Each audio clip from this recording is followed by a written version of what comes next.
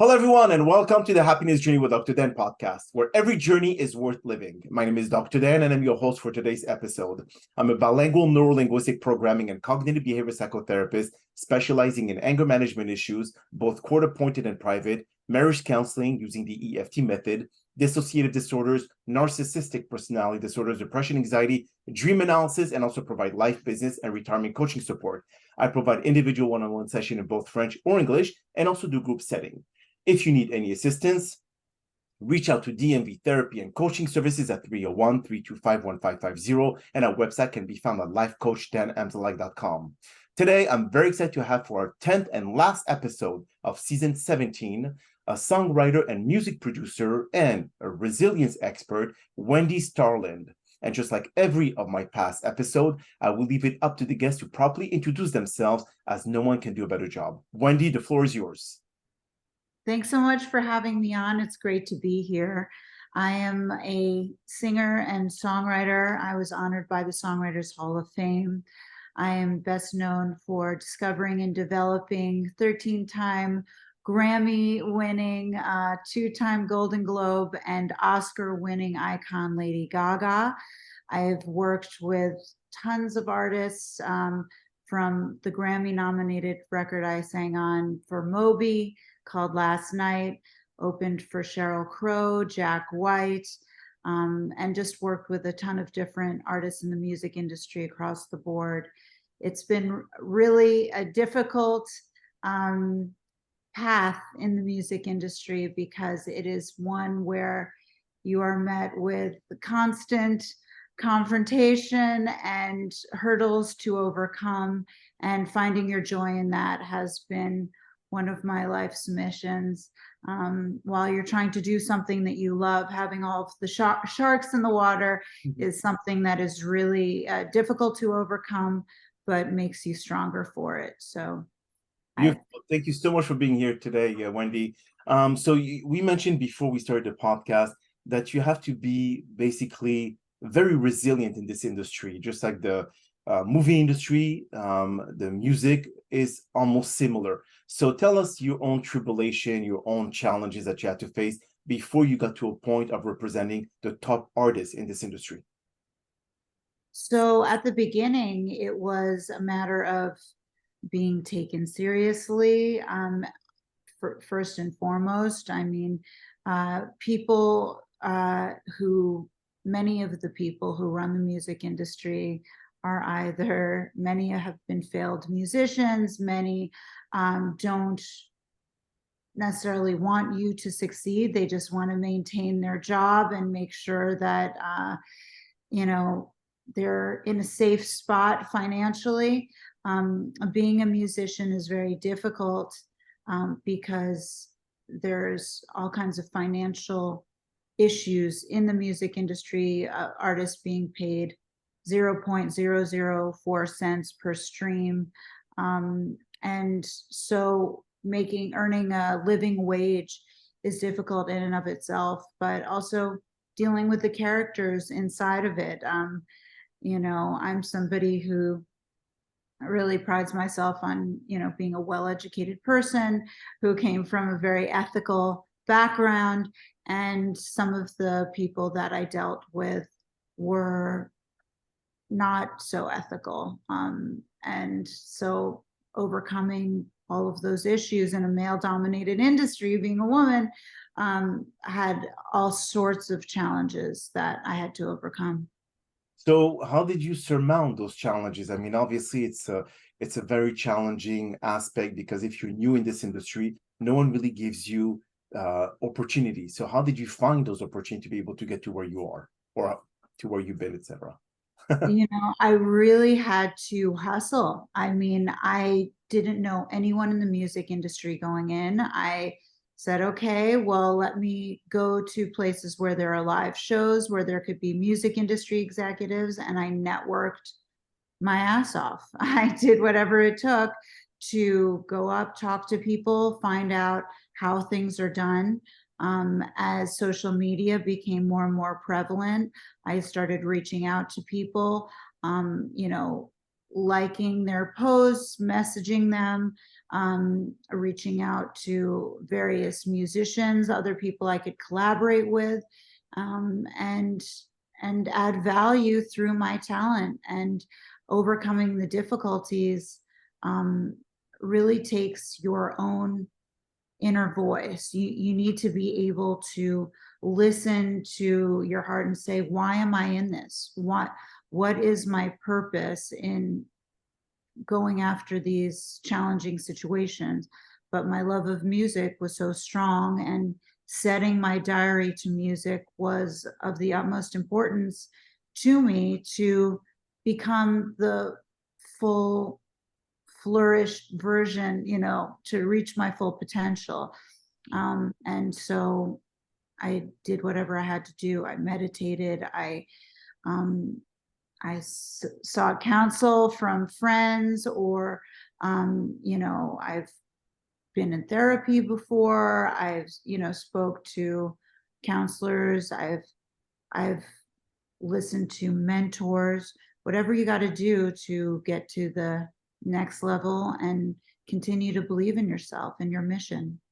So were you raised in a family of musicians, or this just Not kind of at all. out of nowhere? I had my uncle was a musician. He played with Bruce Springsteen and the Allman Brothers and Black Sabbath, and is an incredible guitarist.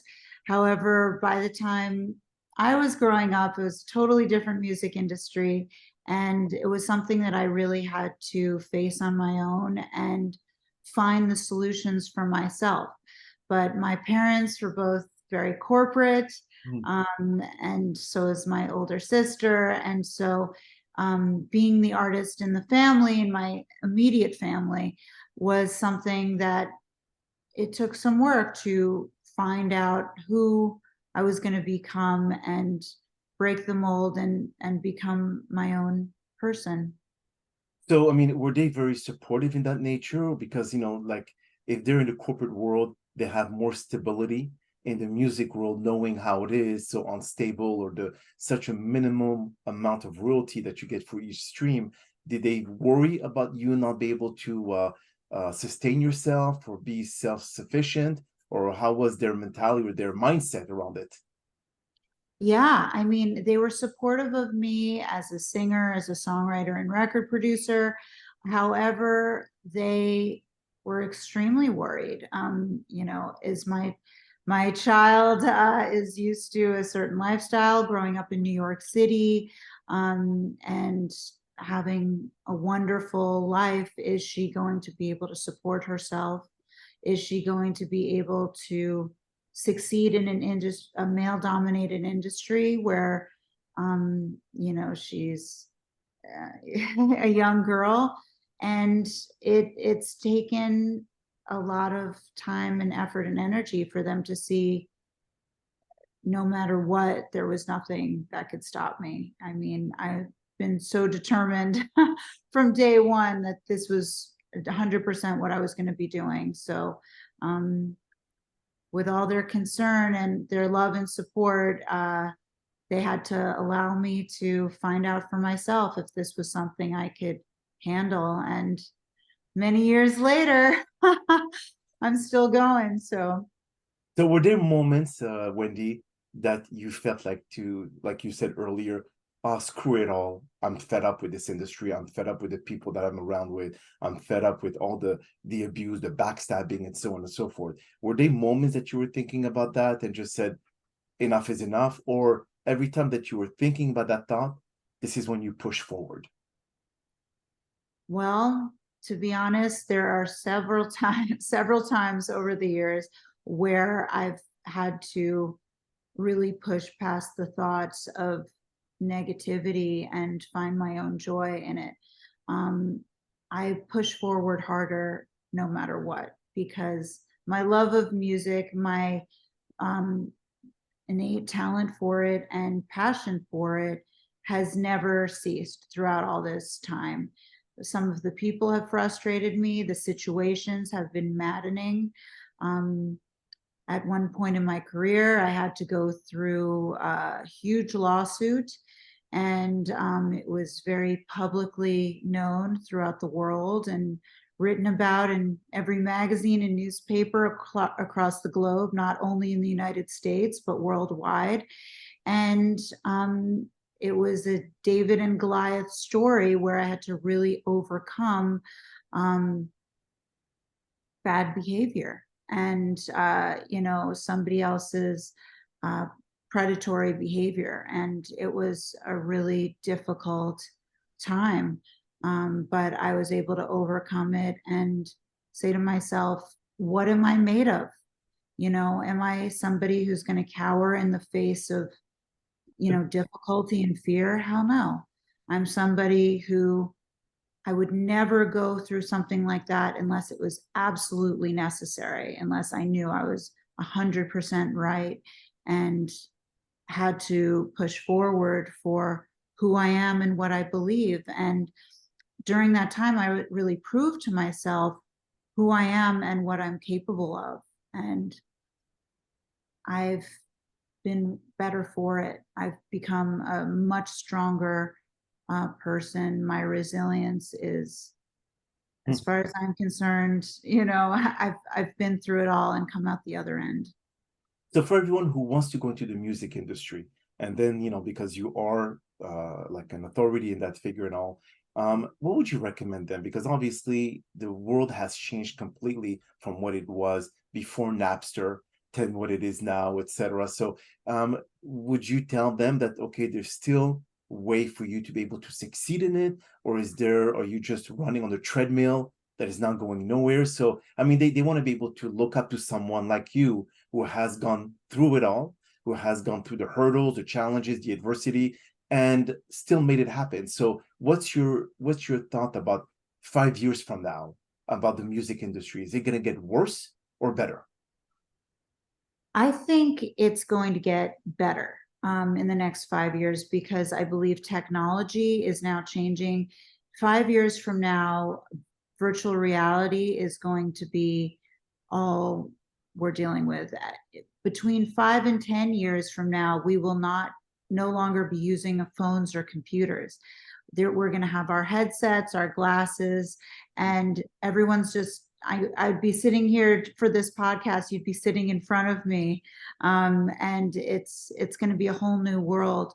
And artists who are unsigned, I believe that there's going to be ways for them to distribute their music and have ownership with different laws than the laws that are applying now. So the streaming laws are all going to change because streaming is going to be obsolete. Basically, it's going to take place in virtual reality.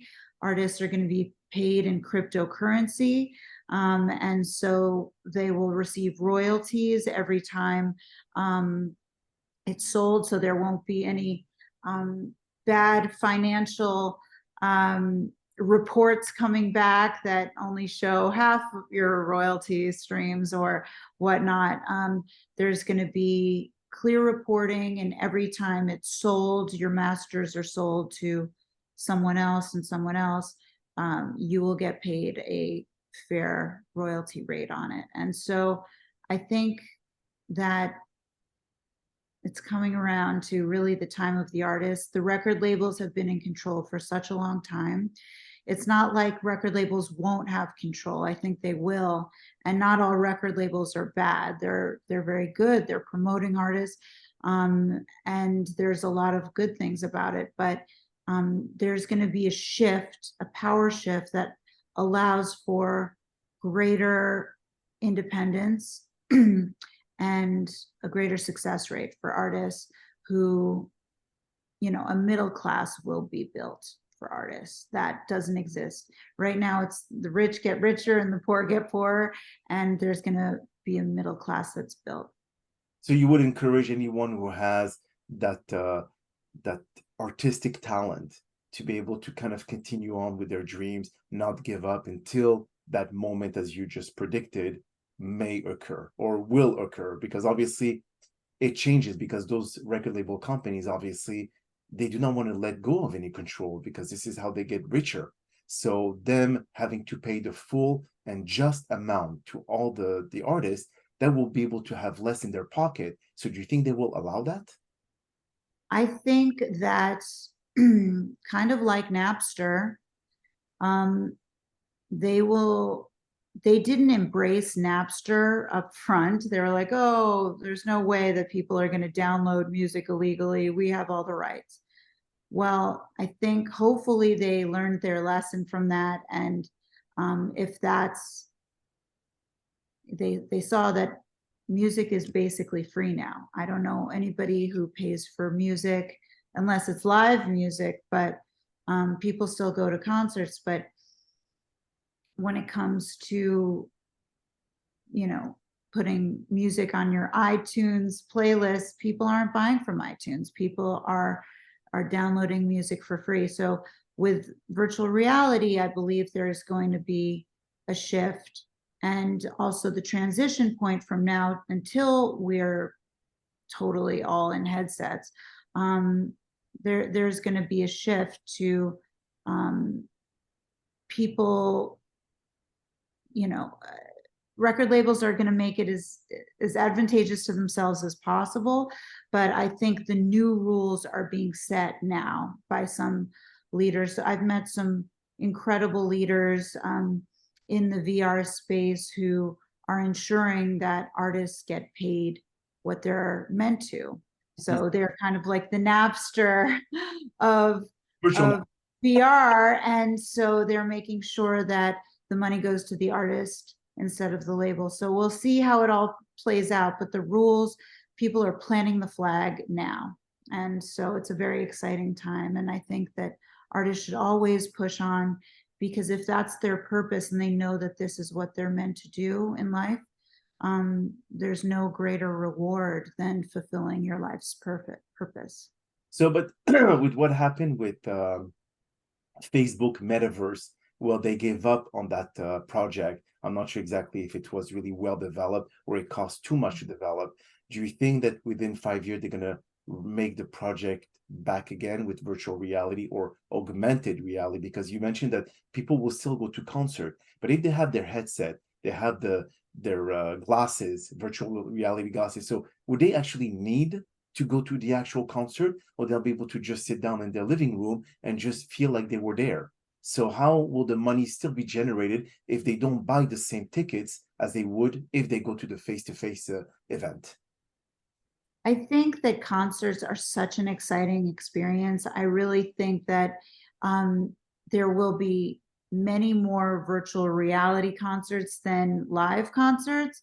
That being said, there's nothing like the real thing. So I think both will coexist. But virtual reality concerts will be more prevalent. And, you know, if you want to see your favorite band, they don't go to every single city. They go to the major cities.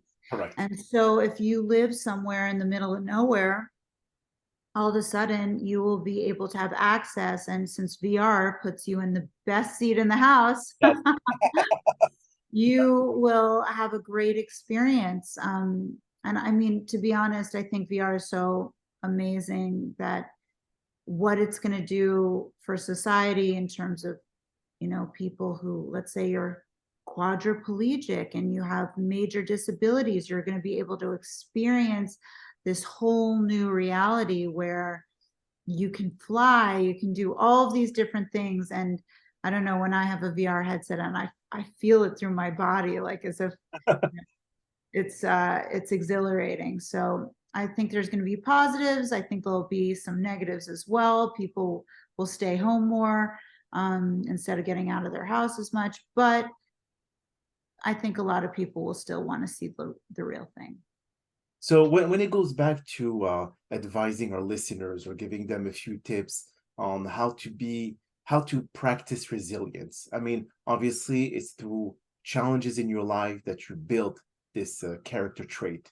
What would you do? Like you said something about meditation. Did that help to be more resilient, or resilience force you to meditate to continue on being more resilient?